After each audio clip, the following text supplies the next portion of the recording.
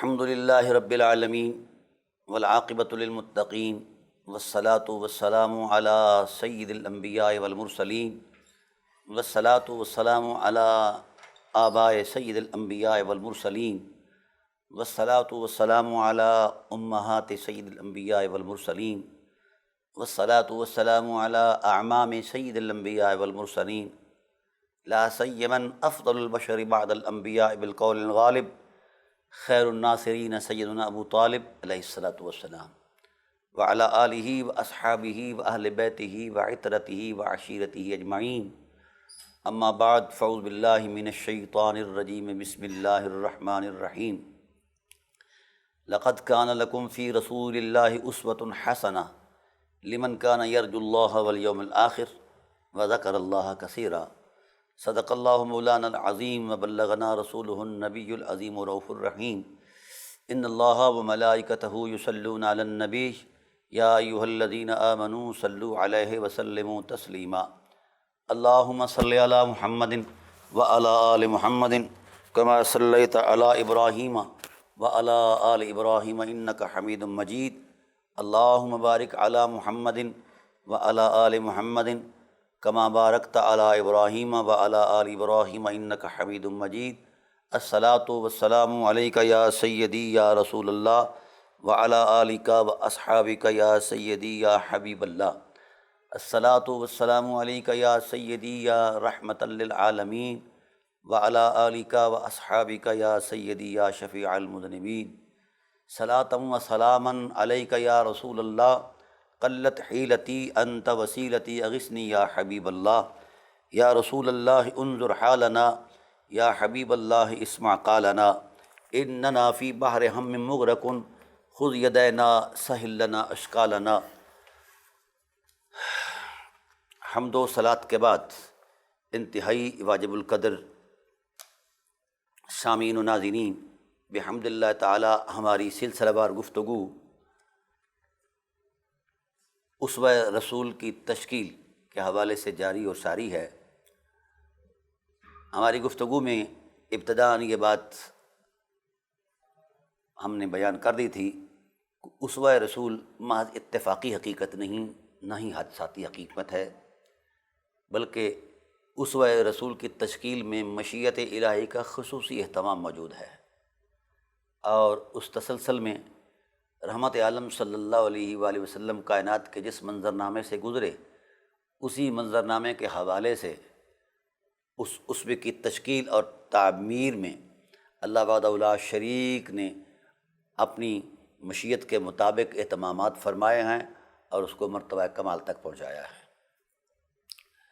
یہ بات ظاہر ہے کہ اسوہ طرز زندگی یہ عالم شہادت سے متعلق ہیں، اور ہم نے پس منظر کے اندر جو بات کی تھی وہ عالم امر کی بات تھی۔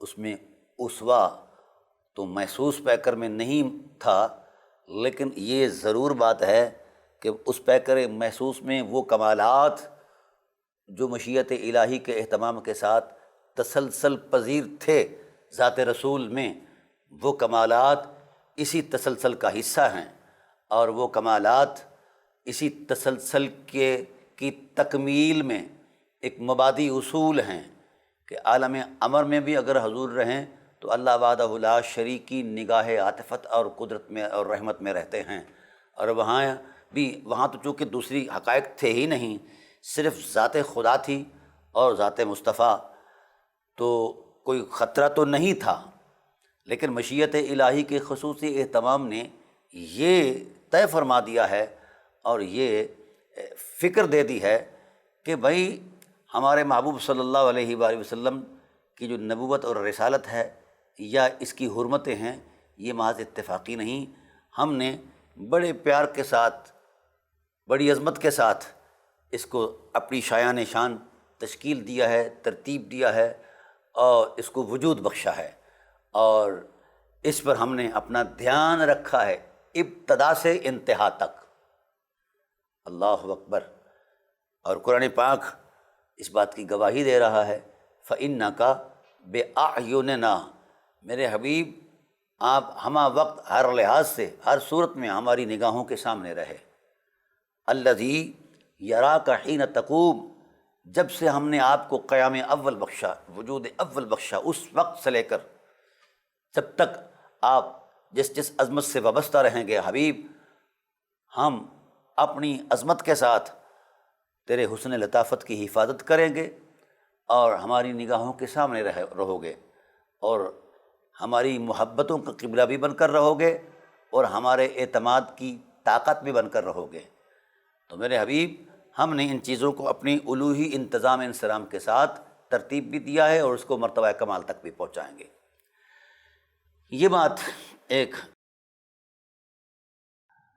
ابتدائی حوالے سے میں آپ کو پچھلے پروگرام کے اندر سنا آیا ہوں کہ اللہ وحدہ لا شریک نے جس وقت آغاز فرمایا اور اس آغاز کی عظمت میں جس طرح کا اہتمام فرمایا، وہ اسی کی شایان شان ہے۔ اللہ نے اپنے حسن کے فیضان کی برکت سے اپنے محبوب صلی اللہ علیہ وآلہ وسلم کی نوری عظمت کو وجود بخشا، اور پھر مسلسل اس نور عصمت پر اللہ اپنی نگاہ رکھے ہوئے ہے۔ اللہ تعالیٰ اپنی حفاظت اور اپنی طرف سے انعامات کا تسلسل جو ہے وہ جاری رکھے ہوئے ہے، اس وقت سے لے کر جب وقت بھی کسی اکائی میں نہیں تھا۔ حضور نے بھی ارشاد فرمایا، جب حضرت جابر بن عبداللہ انصاری نے پوچھا یا رسول اللہ، سب سے پہلے اللہ تعالیٰ کی ذات نے کس حقیقت کو وجود بخشا ہے؟ تو حضور نے فرمایا، یا جابر ان اللہ خلق تعالیٰ قبل الاشیاء نور نبی کا، کائنات کی ہر حقیقت سے پہلے اے جابر اللہ نے تیرے نبی کے نور کو پیدا فرمایا ہے۔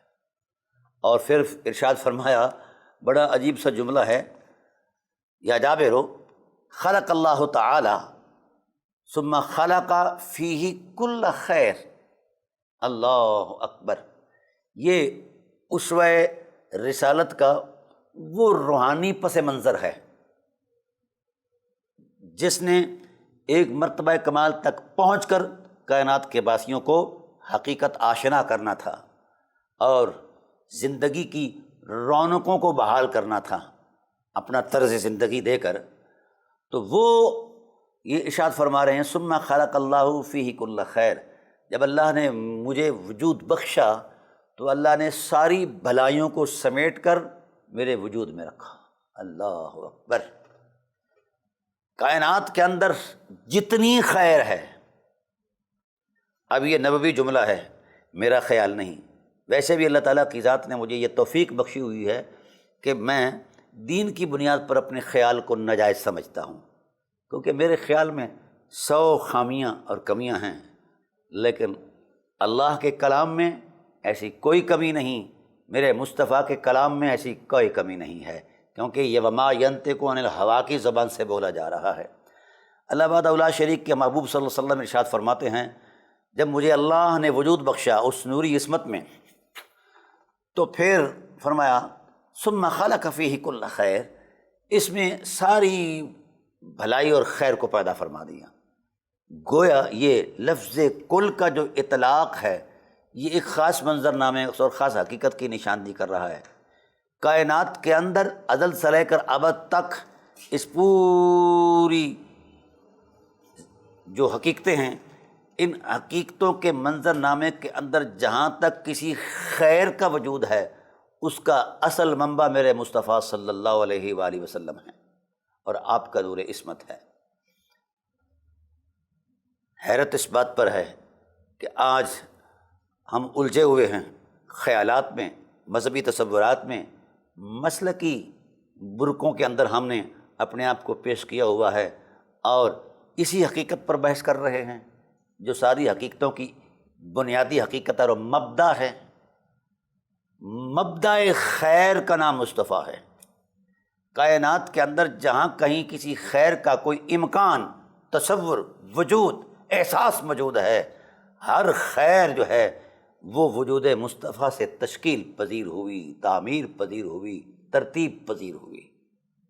یہ کیسے ہو سکتا ہے کہ میں اپنی بات کوئی سوچوں اور مذہب کا نام لے کر کسی بڑی حقیقت کا انکار کر دوں؟ یہ نہیں ہو سکتا۔ تو عرض یہ کرنا چاہتا ہوں ناظرین کرام، یہ رسول دو عالم صلی اللہ علیہ وسلم کا اپنا ارشاد ہے، ہر خیر اللہ نے میرے اندر رکھی، میرے دامن میں رکھی۔ وَخَلَقَ بَعْدَهُ كُلَّ شَيْءٍ، یہ رسول اللہ صلی اللہ علیہ وآلہ وسلم کی ذات والا صفات نے اس تصور کو بیان کر کے بہت سارے اعتراضات کا جواب دے دیا، اور بہت ساری تشکیلات جو ہم نے ذہنی طور پر مرتب کی ہوئی ہیں اس کا خاتمہ کر دیا ہے۔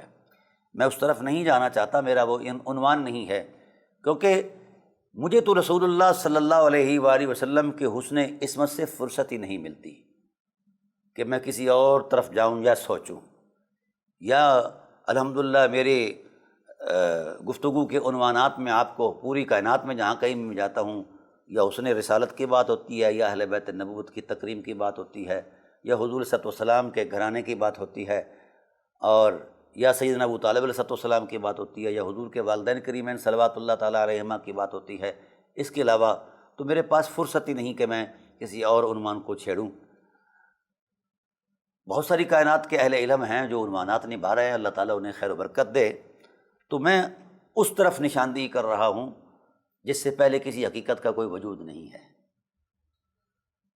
رسول اللہ صلی اللہ علیہ وسلم ارشاد فرماتے ہیں کہ جب اللہ تعالیٰ کی ذات نے ساری بھلائیاں، ساری خوبیاں، ساری نعمتیں اللہ نے میرے دامن میں رکھیں، پھر اس وحدہ لا شریک کی رحمت نے جوش بھرا اور ہر خیر میرے دامن میں رکھ کر پھر کائنات کے بنانے کی ابتدا فرمائی۔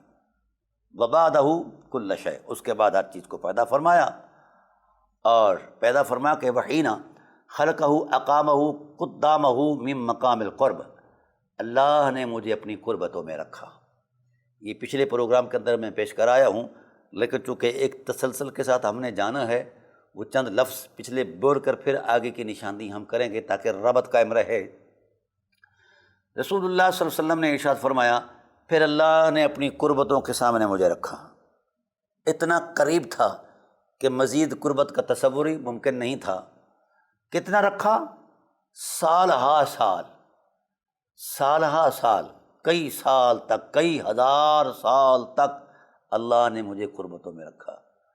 اب آپ سے میرا سوال ہے، اہل علم سے میرا سوال ہے کہ ہم پانی کے قریب رہیں تو پانی اپنا اثر ڈالتا رہتا ہے، طبیعت کے اندر خنکی پیدا کر دیتا ہے، اگر سوکھا ہو جسم تو اس کو گیلا کر دیتا ہے، اگر ایسے ہی آگ کے قریب بیٹھ جائیں تو اپنی حرارت کا اثر ہمارے اندر چھوڑتی رہتی ہے، وغیرہ وغیرہ۔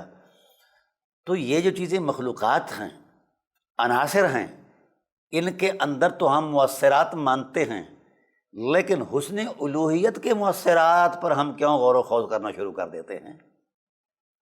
جو مخلوق کے قریب رہے تو وہ اپنی انفعالیت کے اعتبار سے اس مخلوق کا اثر قبول کرتا رہتا ہے، اور وہ مخلوق اپنی مؤثرات میں اپنی اثر انگیزی کے نشانات اور نقوش چھوڑتی رہتی ہیں۔ حیرت ہے، جس خالق نے کائنات کی ہر حقیقت کے اندر اثر رکھا ہے، کیا اس کے حسن میں کوئی اثر نہیں ہے؟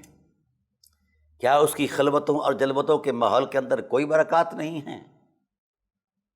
اس لیے میں درد مندانہ اپیل کرتا ہوں اہل علم سے کہ مذہبی جوڑ توڑ چھوڑ دیا جائے، اس کی کوئی حقیقت نہیں ہے۔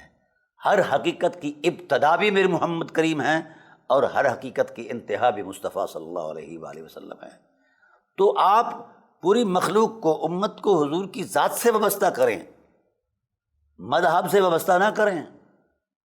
مذہب بدلتے رہتے ہیں، مسلک بدلتے رہتے ہیں، حقائق نہیں بدلا کرتے۔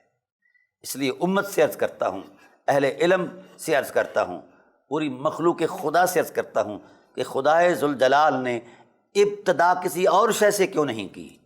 خدائے ذوالجلال کے ہاں بھی مقام محمد ملحوظ تھا، اس لیے اللہ تعالیٰ کی ذات نے اس اعتبار سے سب سے پہلے جو وجود بخشا ہے وہ نور نبوت کو بخشا ہے، وہ میرے مصطفیٰ کریم صلی اللہ علیہ وسلم کے نور کو بخشا ہے، اور عالم امر کی کائنات کے اندر یہ ماحول اور یہ حقیقتیں تو وہی جانتا ہے نا جس نے ان مناظر کو آنکھوں سے دیکھا ہے۔ ہم نے تو صرف اندازے لگانے ہیں اس لیے میں نے کئی مرتبہ یہ بات کہی ہے کہ امت کے اہل علم اندازے لگانا چھوڑ دے، مذہب بنانا چھوڑ دے، مسلک کے برقعے بنانے چھوڑ دے۔ بس میں آپ سے سوال کرتا ہوں کہ اس عالم امر میں کس مسلک کے تصور پر یہ کام تشکیل پذیر ہوا؟ بولیے۔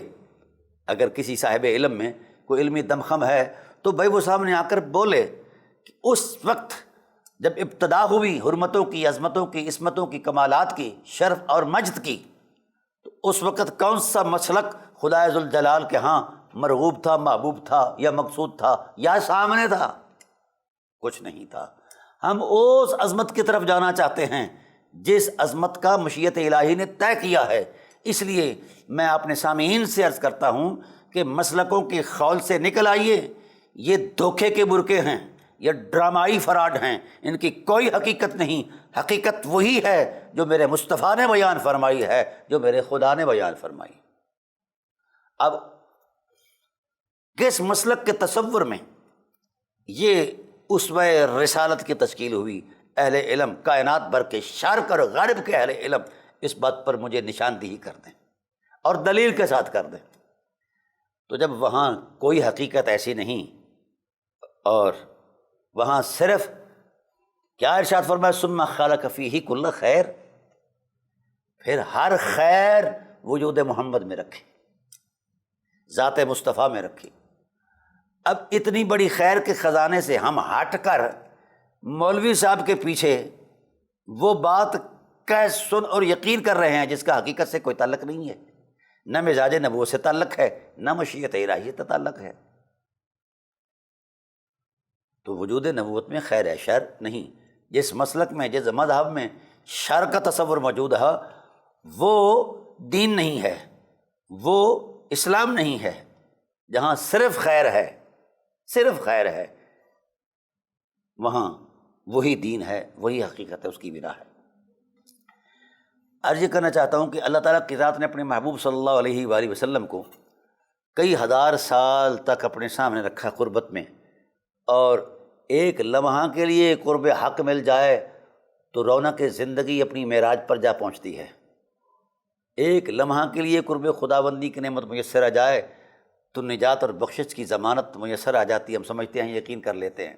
ایک لمحہ کے لیے ذات حق سے قرب میسر آ جائے تو اللہ اکبر، انسان کے وجود کے اندر وہ کمالات پیدا ہو جاتے ہیں۔ یہاں میرے رسول نے فرمایا کئی ہزار سال تک، اور وہ سال بھی اس کائنات کے ہیں جہاں ماہ و سال کی گردش، شمس اور قمر کی سورج کی گردش کا تسلسل جو ہے، یہ مراد نہیں ہے کہ وہ صبح ہوئی پھر شام ہوتی ہے، پھر مہینہ بنتا ہے، ہفتہ بنتا ہے، پھر سال بنتا ہے، ایسا نہیں۔ وہ اس ماحول کے سال ہیں جس کو خدا جانتا ہے یا رسول جانتے ہیں۔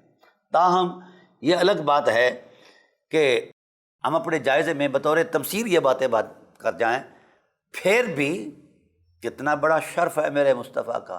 سب سے پہلے جس ذات والا صفات کو قرب حق ملا ہے وہ کریم آقا علیہ السلام کی ذات والا صفات ہے، اور اس قربت کا تسلسل قائم رہا۔ ایسا نہیں کہ اس قربت کے علاوہ کسی اور قربت نے اس قربت کی جگہ لے لی، ایسا نہیں ہے۔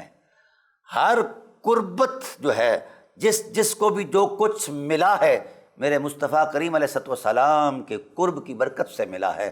اور اس خیر آگے آئے گا یہ ساری حقیقتیں کہ جتنے بھی حقائق ہیں قربتوں کے تسلسل میں، ان حقائق کو بھی وجود میرے مصطفیٰ کریم علیہ السلام کی خیرات میں ملا ہے۔ تو پھر اس ذات والا صفات کا جو یہ مقام اللہ تعالیٰ کی ذات نے بیان فرمایا ہے، رسول پاک صلی اللہ علیہ وسلم کی ذات نے بیان فرمایا ہے، تو پھر یہ اسوہ صرف حادثاتی یا واقعاتی نہیں ہے، بلکہ مشیت الہی کا کوئی خصوصی اہتمام ہے، انصنام ہے، جس کو سمجھنے سے عقل ورا ہے۔ اس لیے اللہ تعالیٰ کی ذات نے فرمایا اس میں غور و فکر نہ کرو، اس پر یقین بھی کرو اس کی حرمت کا، اور اس پر عمل بھی کرو۔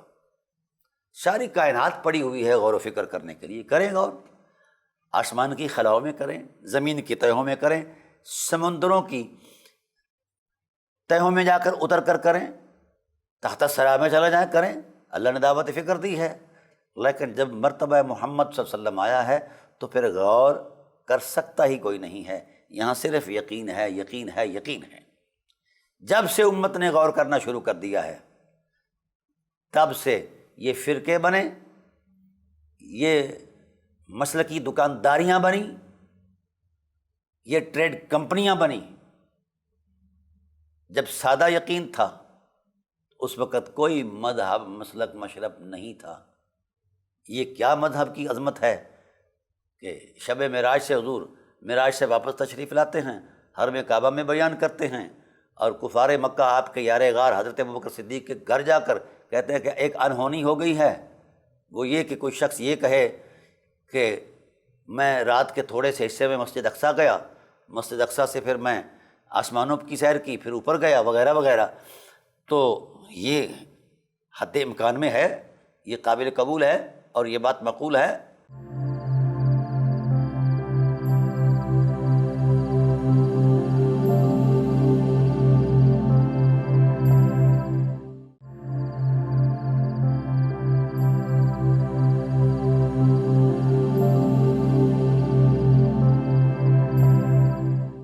یہ بات کہنے والے کفار تھے، ناہنجار تھے، اور جس کو کہی جا رہی تھی وہ تاجدار صداقت تھا۔ اس نے کہا یار بات کا اعتماد تو بعد میں ہوتا ہے، پہلے بات کرنے والے کے اعتماد کی صورت ہوتی ہے کہ بات کرنے والا کون ہے۔ تو اس وقت کفار مکہ نے یہ کہا، ان کے ذوم میں یہ بات تھی، ان کے خیال میں یہ بات تھی کہ ہم اس بات پر ان کو اکسائیں گے اور یہ چھوڑ دیں گے کہ محمد صلی اللہ علیہ وسلم کو۔ انہوں نے برملا اور برجستہ کہا کہ جو تمہارا یار ہے، محبوب ہے، جس کا تم نے کلمہ پڑھا ہے، یہ بات محمد صلی اللہ علیہ وسلم نے کہی ہے کہ میں رات کے تھوڑے سے حصے میں گیا ہوں، بیت المقدس میں گیا ہوں، پھر اوپر گیا ہوں، وغیرہ۔ تو سیدنا صدیق اکبر رضی اللہ تعالیٰ عنہ نے ویریفیکیشن نہیں کی کہ میں جا کر رسول سے پوچھوں گا کہ آپ نے بات کی ہے اور آپ نے کیا دیکھا اور کیا نہیں۔ آپ نے فرط جذبات میں یہ بات کہی، ہاں اگر یہ بات میرے کریم آقا نے فرمائی ہے تو حق ہے، میں اس سے بھی آگے ماننے کو مصطفیٰ کو تیار ہوں۔ اگر کوئی اور حقیقت کی بات کر دیتے میرے مصطفیٰ، میں اس پر بھی یقین کرتا۔ یہ ہے اعتقاد، یہ ہے سچائی، یہ ہے مسلک، یہ وہ حقیقت ہے جس کی تائید میں قرآن آیا، والذی جاء بالصدق وصدق بہ اولئک ھم المتقون۔ یہ ہے طرز زندگی اور طرز دین، ان سے سیکھو۔ جس شخص کا طرز زندگی اس حقیقت کے ساتھ آشنا ہے تو پھر وہ سمجھو وہ جہاں کہیں بیٹھا ہے، جھونپڑی میں بیٹھا ہے، تو بھی وہ اللہ کا ولی کامل ہے۔ اور جس شخص نے کسی کی فکر میں اتر کر اپنی جوڑ توڑ کی ہے، وہ امام کعبہ بھی ہے تو بھی اس کی کوئی حقیقت نہیں ہے۔ مجھے حیرت ہوتی ہے مولا علیہ الصلوۃ والسلام، حضرت مولا کائنات مولا علی کرم اللہ وجہ الکریم کے اس قول پر۔ آپ سے پوچھا گیا کہ اے تاجدار ولایت، تاجدار حل عطا، یہ فرمائیے کہ آپ کو رسول اللہ صلی اللہ علیہ وآلہ وسلم پر کتنا یقین ہے، آپ کی بات پر؟ تو جناب مولا کائنات علیہ الصلوۃ والسلام نے ارشاد فرمایا، میرے یقین کا پوچھتے ہو؟ تو آپ نے ایک چیز اٹھائی زمین سے اور اٹھا کر فرمایا، یہ چیز دیکھتے ہو، اس کو میں 1000 مرتبہ دیکھوں اور 1000 مرتبہ ٹٹولوں، میری آنکھوں سے یقین اتر کر میرے دل کی تختی پر، لوہے دل پر لکھا جائے کہ یہ چیز ہے، اتنا یقین ہو جائے، اور ادھر میرے مصطفیٰ کا ارشاد آئے کہ یہ نہیں ہے تو پھر نہیں ہے۔ یہ ہے یقین، یہ ہے وہ مقام، یہ ہے وہ منزل، یہ ہے وہ حقیقت۔ اس طرح کا اگر کسی کے پاس یقین ہے تو اسے مبارک ہو، اور اسے میں سلام نعاز پیش کرتا ہوں۔ اس سے ہٹ کر ہے تو پھر قرآن کریم اور مزاج نبوت کے مطابق اس کے ایمان کی کوئی تصدیق نہیں ہے، کوئی حقیقت نہیں ہے۔ عرض کر رہا ہوں کہ رسول اللہ صلی اللہ علیہ وسلم نے اپنے اس منظر نامے کو بیان فرمایا حضرت جابر بن عبداللہ انصاری کے سامنے، اور یہ اسوہ رسول کے جو تشکیلی اعتبارات ہیں کہ اس کے روحانی منظر نامے میں کیا حقیقتیں پنہاں ہیں، تو فرمایا کہ اللہ تعالیٰ کی ذات نے ہزاروں سال تک اپنے قرب میں مجھے رکھا، اور کیا کچھ دیا، اللہ اکبر۔ اس کے لیے کائنات کے صفحات اور کرتاس بلکہ سینہ آسمان بھی چھوٹا ہے کہ کیا کچھ خدا نے اپنے محبوب مصطفیٰ صلی اللہ علیہ وسلم کو عطا فرمایا اور کیا کچھ انہوں نے لیا۔ بس اتنی بات حضور نے فرمائی تبسم فرماتے ہوئے کہ جب خدائے ذوالجلال کی نظر فیض مجھ پر القاء ہوتی تو میرے اس پیکر کے اندر ایک کیفیت پیدا ہو جاتی سرشاری محبت کی، اور اللہ وحدہ لا شریک کی کہ حضور عظمت میں بندگی میں آگے اٹھنے کی جانے کی۔ تو اس وقت اللہ تعالیٰ فرماتے ہیں میرے حبیب ذرا اس سرشاری محبت میں تبسم فرماؤ، تو میرے رسول صلی اللہ علیہ وآلہ وسلم تبسم فرماتے، اللہ اکبر۔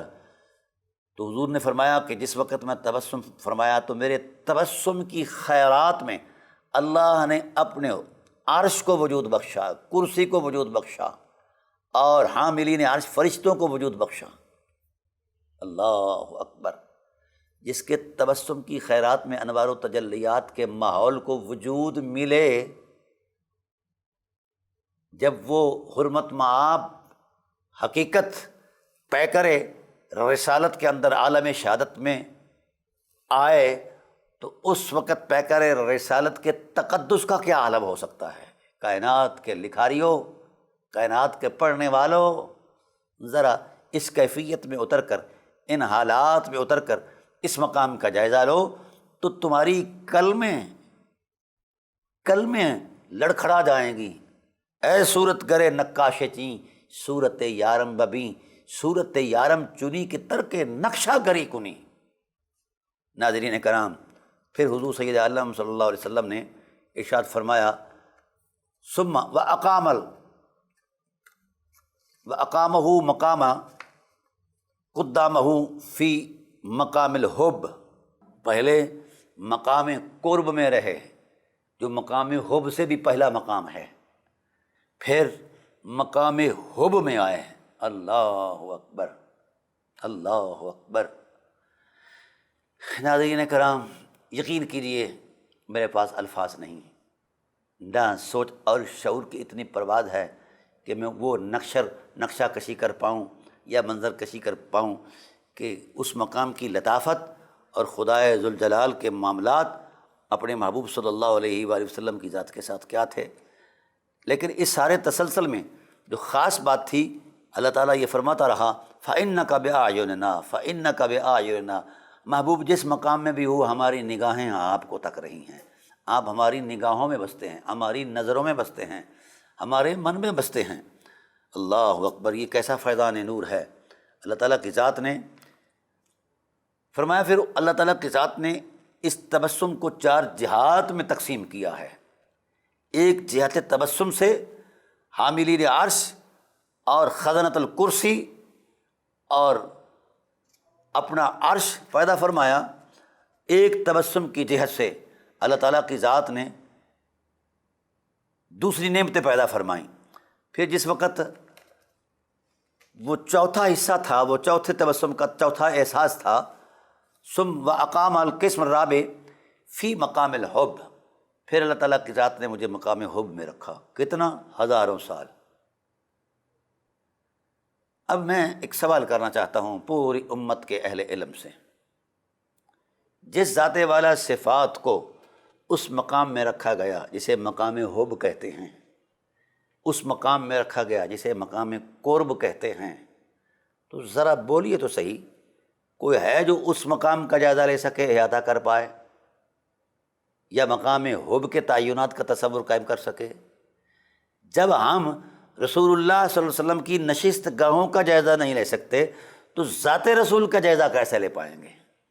اس لیے یہ مذہبی بت توڑ دیے جائیں، اگر علماء نہیں توڑتے تو میں امت محمد کے سادہ لوح لوگوں سے مخاطب ہوں، وہ توڑ دے اور پھلانگ جائیں ان مذہبی تصورات اور ان بتوں سے جو مسلکی بنے ہوئے ہیں۔ یہ بت ہیں، بت، ان کی کوئی حقیقت نہیں، ان کی پوجا پاٹ ہم کر رہے ہیں، اور اپنی شناخت یہ ہے، ہماری شناخت کوئی مسلک نہیں ہے، کوئی مشرب نہیں، ہماری شناخت کا پہلا معیار ذات محمد صلی اللہ علیہ وسلم کا تعلق ہے۔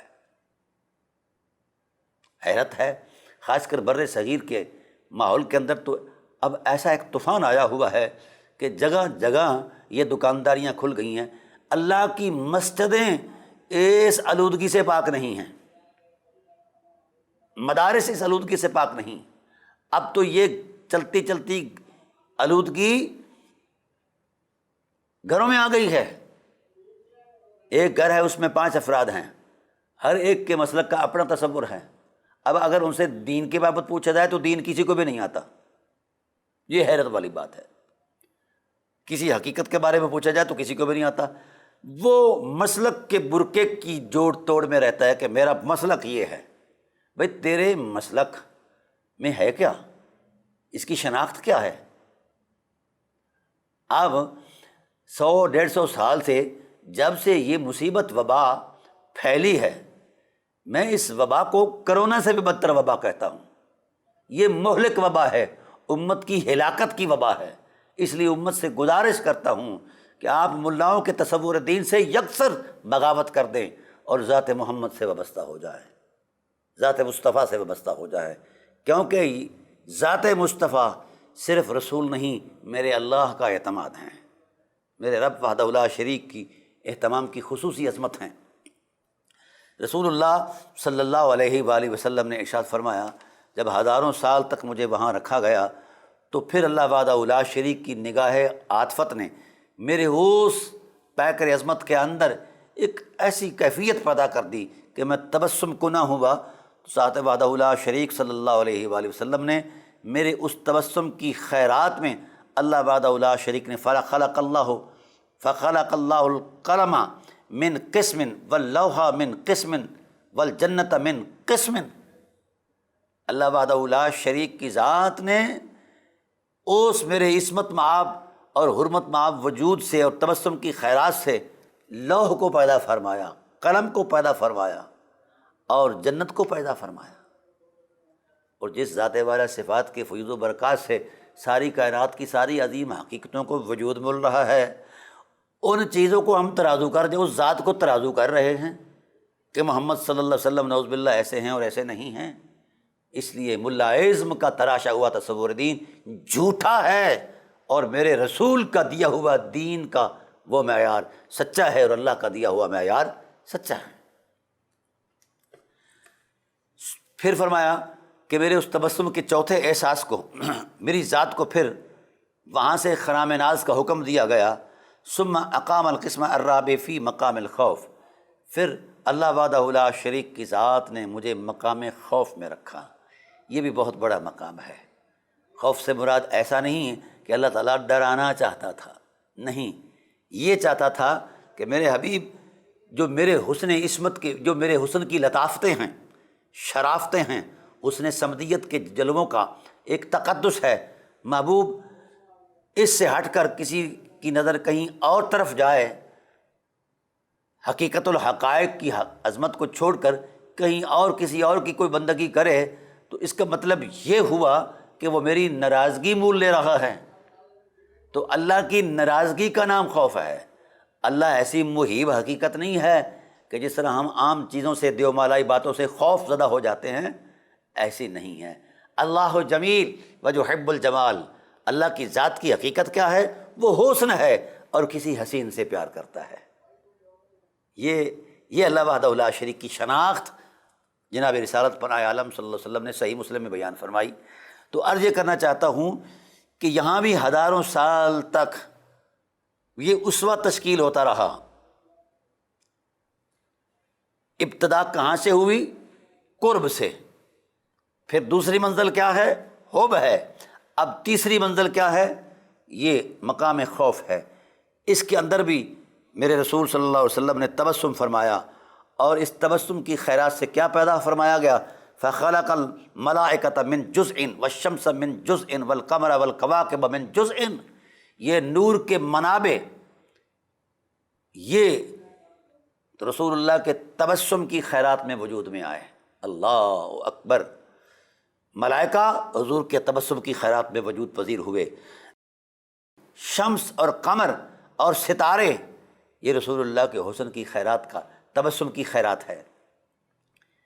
یار حیرت اس بات پر ہے کہ جس کے تبسم کی یہ شان ہو اس کی ذات کی کتنی بڑی شان ہوگی۔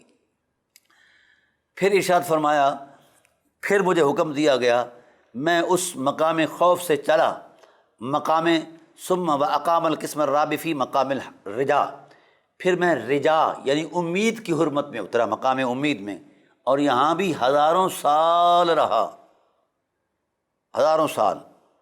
پھر مجھے تبسم کنا کیا گیا، اللہ اکبر، ثم جعلہ اربعۃ اجزاء فخلق العقل من جزء والعلم من جزء والحکمت من جزء والعصمت والتوفیق من جزء۔ اللہ اکبر، اللہ اکبر۔ اب یہ بات قابل غور ہے۔ میرے رسول صلی اللہ علیہ وآلہ وسلم نے ارشاد فرمایا، جب میں مقام رجا میں آیا، ہزاروں سال تک وہاں جلوہ افروز رہا، تو میرے جلووں کی خیرات سے، میرے حسن اور تبسم کی خیرات سے جن جن حقیقتوں کو وجود بخشا گیا، فرمایا پہلی حقیقت عقل ہے، دوسری حقیقت علم ہے، تیسری حقیقت عصمت ہے، اور چوتھی حقیقت توفیق ہے۔ ناظرین کرام، یہ جملے دل کی تختی پر لکھیے۔ آج اہل علم عصمت کے حوالے سے بڑی جوڑ توڑ کر رہے ہیں، اور خاص کر سیدہ نساء العالمین بی فاطمۃ الزہرا صلوات اللہ تعالیٰ علیہا کی عصمت پر آپ وہ اپنا فرسودہ ذہن دے رہے ہیں جس کے پاس دلیل کوئی نہیں ہے۔ میں ہر اس بات کو فرسودہ اور بیہودہ کہتا ہوں جو دلیل کے بلا ہو، بغیر ہو۔ جس میں دلیل ہو وہ تو سبحان اللہ۔ اب یہ چار حقیقتیں رسول اللہ کے تبسم کی خیرات میں ہیں، اور عصمت بھی تبسم مصطفیٰ کی خیرات اور حسن رسالت کے فیضان سے وجود میں آئی۔ جو چیز اپنے وجود میں اور بقا میں ذات محمد کی محتاج ہو، وہ ذات مصطفیٰ کے لیے باعث عظمت کیسے ہو سکتی ہے؟ حضور علیہ السلام تو محتاج الیہ ہیں اس عصمت کے جس کا واویلا آج کیا جا رہا ہے۔ اور جس طرح یہ ارشاد فرمایا کہ عصمت میرے وجود سے تشکیل پذیر ہوئی، وجود پذیر ہوئی، تو میں یہاں ایک جملہ چھوڑنا چاہتا ہوں ناظرین کرام کے سامنے کہ میرے رسول کے وجود کے لیے عصمت کو ثابت کرنا، کیا یہ عظمت ہے میرے رسول کی؟ نہیں نہیں نہیں، بلکہ عصمت کی عظمت یہ ہے کہ یہ وابستہ ہے وجود مصطفیٰ سے، اور وجود مصطفیٰ کو عصمتوں کی معراج کہا جائے تو یہ بھی کم ہے، معیار کہا جائے تو بھی کم ہے۔